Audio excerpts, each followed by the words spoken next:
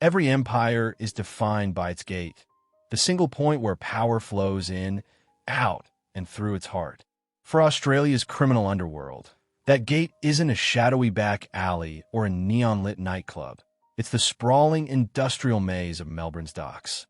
Billions of dollars in freight pass through these steel corridors every year, carrying everything from cars to coffee beans. But hidden deep inside this flow is another current, a silent river of narcotics, cash, corrupt favors, encrypted deals, and secrets bought with loyalty. Tonight, that hidden world opens. This is the inside story of Operation Trojan, the undercover mission that exposed a criminal empire embedded within the nation's most vital port. Welcome to Crime Cipher. Faceless, respectful, relentless.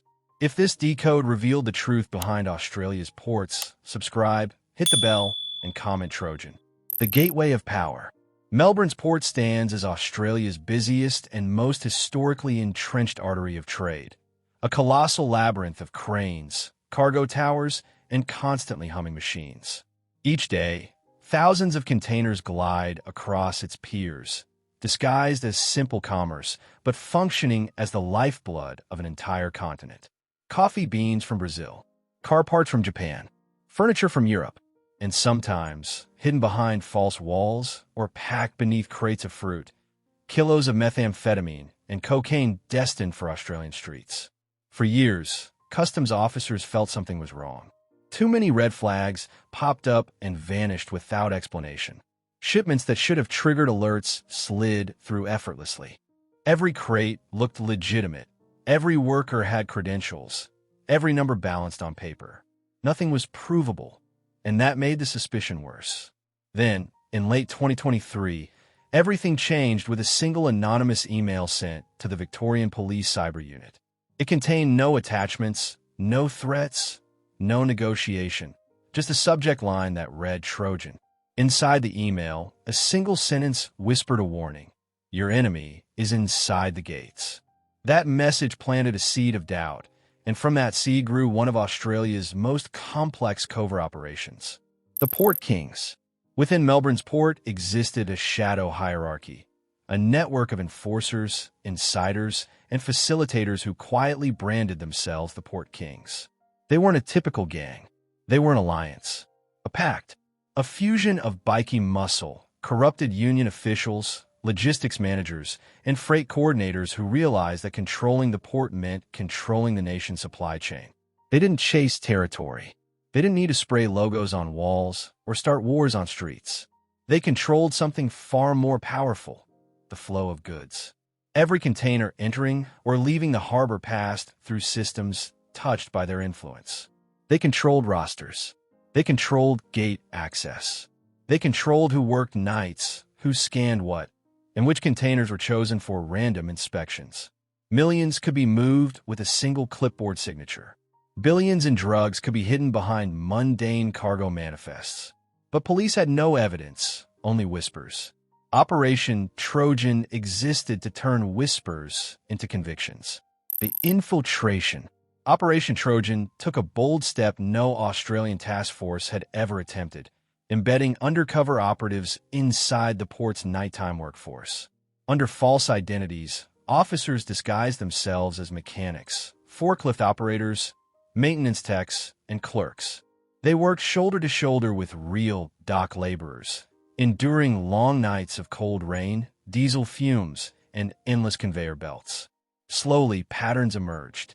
Certain containers were always scanned last, long after supervisors changed shifts. Certain truck drivers arrived earlier than scheduled and left with documents that didn't match their delivery routes. Workers exchanged subtle gestures, almost choreographed, each one signaling a phase of the operation. One agent described it perfectly. It felt like watching ghosts dance, silent, purposeful, invisible to the untrained eye. Tiny GoPro cameras were hidden inside toolboxes and helmets, capturing the swaps of micro-switch tags used to bypass container logs. Agents found magnetic tracking beacons attached to the underside of targeted crates, allowing criminal retrieval crews to locate them after clearing customs.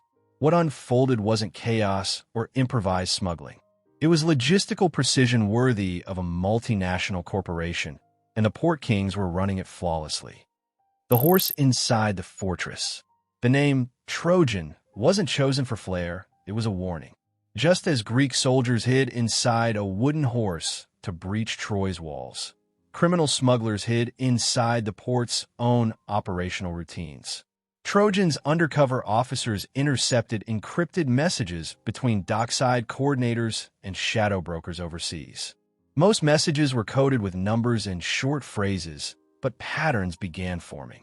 Over several months, a signature prefix appeared repeatedly in shipping manifests. A URX. Containers bearing this label always triggered a technical maintenance flag, delaying customs inspection by exactly 1 hour. That hour was the window in which the Port Kings operated. With practiced precision, they removed contraband, replaced seals, reattached tracking beacons, and rolled containers back into circulation as if untouched. Each successful extraction meant millions lost by law enforcement and millions gained by criminals. The operation scale was staggering. More than 100 containers per year were potentially compromised. Trojan realized they weren't fighting a gang. They were fighting an insider-controlled shadow logistics empire. The sting. In the early hours of June 4th, 2024, everything converged. Rain drummed across the port's steel roofs. Fog rolled low across the docks, swallowing the cranes like drifting specters. At 4:15 a.m., 400 officers across Victoria, Queensland, and New South Wales received a single-word signal: unload. Simultaneous raids erupted across the country. Warehouse doors splintered open. Officers swarmed forklifts, cranes, and container stacks. Helicopters hovered overhead, drowning the harbor in light. In Port Melbourne, Geelong, and Brisbane, containers marked for extraction were seized before the Port Kings could touch them. Inside, 3 crates labeled as ceramics and industrial machinery. Police found 900 million Australian dollar worth of meth and cocaine, meticulously packed for distribution. 13 men were arrested. 5 were formally indicted. 2 high-ranking port supervisors vanished into the night, leaving passports, phones, and tools behind, as if they had been warned. The Legacy of Trojan. Operation Trojan reshaped how Australia secures its borders. New protocols mandate triple verification of manifests. Advanced AI now scans shipping routes for anomalies invisible to human analysts. Satellite-tracked container seals detect unauthorized openings within seconds. Every employee undergoes repeated vetting, including deep financial checks. The harbor is a strange kind of mirror. By day, it reflects the blue of the sky and the shine of commerce. By night, it absorbs secrets, swallowing every whisper between steel containers and shadowed cranes. For years, those secrets belonged to the Port Kings, who operated unseen behind the hum of engines and the rhythm of tides. Operation Trojan proved a timeless truth. The larger the fortress, the easier it is to hide a Trojan horse inside.